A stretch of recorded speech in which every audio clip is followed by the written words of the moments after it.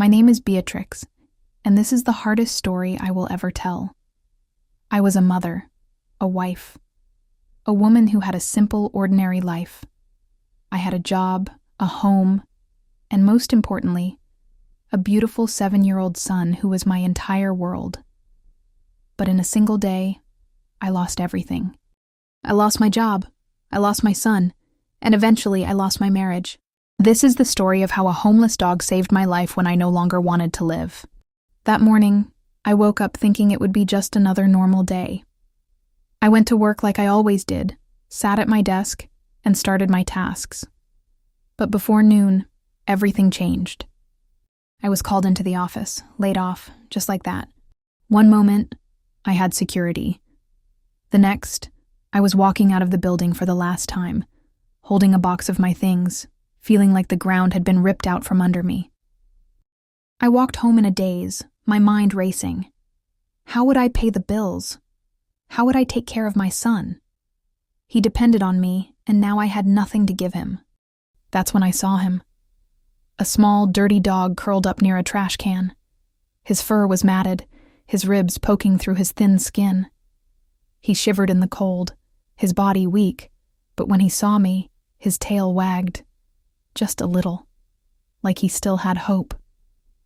I should have kept walking. I had my own problems. I had too much on my plate already. But something about him stopped me.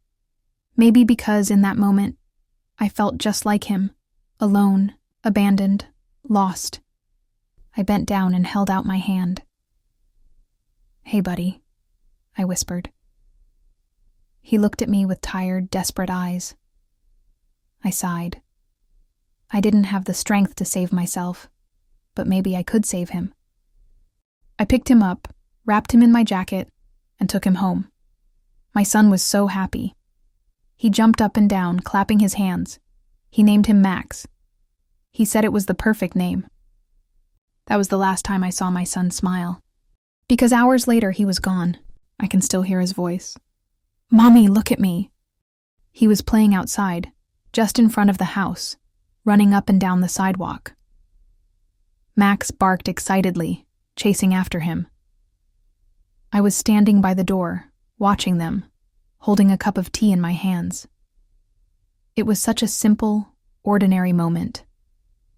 I never thought it would be the last. Then it happened. A ball rolled into the street. My son ran after it. I saw the car before he did. It was coming too fast. My heart stopped. My cup slipped from my hands and shattered on the ground. "No!" I screamed, running forward. But it was too late. The sound of brakes screeching. The way his small body hit the pavement. I fell to my knees, shaking him, screaming his name over and over, as if my voice alone could bring him back. "Baby, wake up, please." My hands trembled as I touched his face, his cheek still warm. Someone was shouting. The driver? A neighbor? I didn't know. The world around me was spinning, voices blending into a distant hum. "Call an ambulance!" someone screamed. I cradled him in my arms, rocking him like I used to when he was a baby. "Mommy's here. I've got you." But he didn't move. He never moved again. Just like that, my son is gone. The sirens came. The flashing lights. Hands tried to pull me away, but I held on, refusing to let go. "Please," I sobbed. "Save him. He's just a boy. He's just a little boy." I don't know when they finally pried him from my arms. I don't remember when they took him away. I only remember the cold emptiness that settled inside me, the unbearable silence that followed. And then, darkness. After the funeral, the house was too quiet. His toys were still in the living room, right where he had left them. His little shoes sat by the door. His bed, still messy from the night before, looked as if he had just crawled out of it and would be back any minute. But he wasn't coming back. I sat on the floor of his room, clutching his favorite stuffed animal to my chest, inhaling the faint scent of him. It was fading. Everything was fading. I wanted to scream, to tear the walls apart, to make the world feel the way I did, broken. But I was too tired, too hollow. 2 days passed. I didn't eat, didn't sleep. I moved through life like a ghost, trapped in a nightmare that had no end. My husband tried at first. He stayed with me, held me while I cried, told me we would get through this together. But I knew he was breaking too. Then, slowly, he started pulling away. He would come home late. Sometimes he wouldn't come home at all. The space between us grew wider. One night, I found him sitting on the edge of our bed, his face in his hands. "I can't do this anymore," he whispered. His voice was hollow, empty. I stared at him. "What do you mean?" He lifted his head, and for the first time, I saw it. The guilt, the exhaustion, the pain that had eaten away at him. "Every time I look at you, I see him," he admitted. "I see the accident. I see everything we lost. And I don't know how to breathe in this house anymore." My chest ached. "So you're leaving?" He looked away. "I already have." That's when I knew. The long nights, the distant stares, the perfume on his shirt that wasn't mine. There was someone else. I should have been angry. I should have screamed. But I didn't feel anything. I just nodded, too numb to care. And then he left. He walked out the door and never came back. I was completely alone. Except for Max, my dog. I barely noticed him at first. But he was always there, watching me, following me from room to room. Some nights, when the weight of my grief crushed me and I cried until my body ached, he would press himself against me, as if trying to hold me together. Then came the night. The night I decided I couldn't do it anymore. I sat on the floor, staring at nothing. My heart felt heavy, my mind screaming at me that it was time to let go. I was ready to take my life, ready to disappear. I sat on the bathroom floor, a bottle of pills in my trembling hands. I was tired, so tired. I wanted the pain to stop. I wanted to close my eyes and never wake up. I poured the pills into my palm. My heartbeat slowed. This was it. But then, a loud bark, then another, and then Max launched himself at me. I gasped as he pawed at my hands, knocking the pills all over the floor. He barked frantically, whining, pushing himself into me, licking my face, my hands, desperate, begging me to stay. "Max, stop," I whispered, but my voice broke. My chest heaved as the tears came fast and hard. I couldn't hold them back anymore. I dropped the bottle, dropped everything. He let out a soft whimper. He knew. Somehow, he knew. Tears filled my eyes. My hands shook as I buried them in his fur. And then, for the first time in weeks, I cried. Really cried. Not just silent tears, but deep, soul-breaking sobs. And Max just stayed. He didn't move. He didn't leave. He just pressed closer, as if telling me, "I'm here. You're not alone." He climbed onto my lap, pressing his warm, tiny body against mine, licking away my tears, refusing to let go. In that moment, I realized I wasn't alone.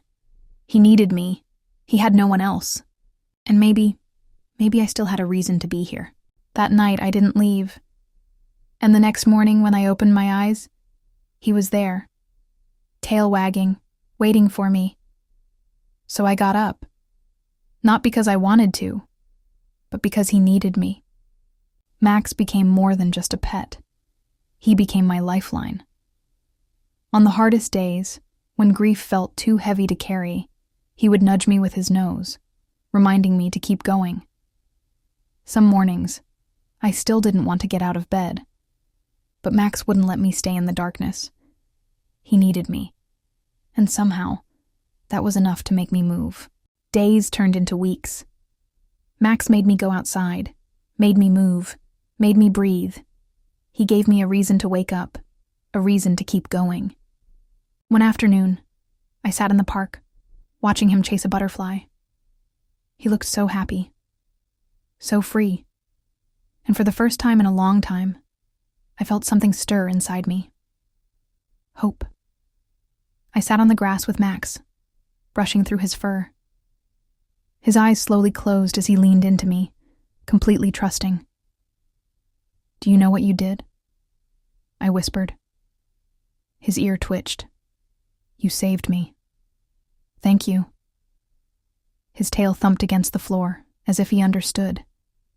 Because the truth is, I didn't rescue Max. Max rescued me. I thought about that day. The day I rescued him. The day my son died. The day my world shattered. I didn't know it then, but maybe Max was meant to find me.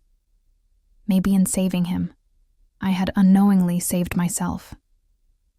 I wrapped my arms around him, pressing my face into his fur.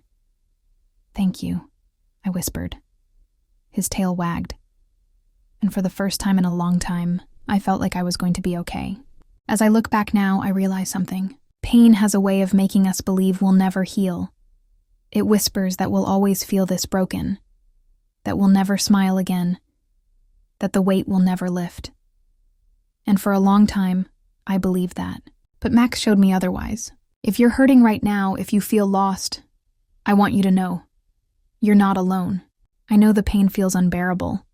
I know the nights feel endless, and getting out of bed feels impossible. I know what it's like to wake up and wish you hadn't, to wonder if the pain will ever stop. Maybe you lost someone you love. Maybe your heart is broken. Maybe life has knocked you down so many times that you don't see the point in getting back up. But please, hold on. Grief is heavy. Heartbreak is exhausting. But you are still here. And that means your story isn't over. You don't have to have everything figured out. You don't have to pretend you're okay when you're not. Just take it one moment at a time. If all you did today was breathe, that's enough. The pain won't last forever. I know it doesn't feel that way now, but one day, it won't hurt as much. One day, you'll smile again without forcing it. One day, you'll feel warmth in your heart instead of emptiness. Until then, just keep going. You are stronger than you think, and even in your darkest moments, you are never truly alone. Because love never really leaves us. It just finds new ways to keep us going.